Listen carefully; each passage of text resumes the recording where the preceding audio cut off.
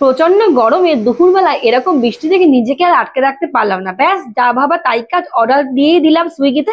আজকে আমি আমার ফেভারিট ডিশ বিরিয়ানি অর্ডার করে দিয়েছিলাম।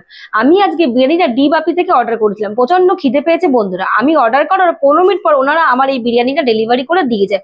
ওনাদের কোনো টেকনিক্যাল ফল্টের কারণে সাথে একটা চাপও অর্ডার করেছিলাম, তার সাইজটা একবার দেখে নিন।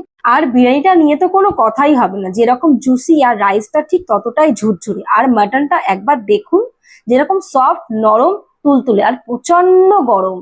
এখন টেস্ট করে দেখা যাক কেমন খেতে। আমি রাইস আলু আর মাটন একসাথে মুখে দিয়ে দেখলাম, জাস্ট ওয়াও। এখন চিকেন চাপের গ্রেভি দিয়ে খেয়ে নিয়ে দেখা যাক কেমন লাগে। চিকেন চাপের গ্রেভি দিয়ে খেতেও বেশ ভালো লাগলো, আর চিকেন চাপের মাংসটা যেরকম সফট আর সেরকম জুসি ছিল।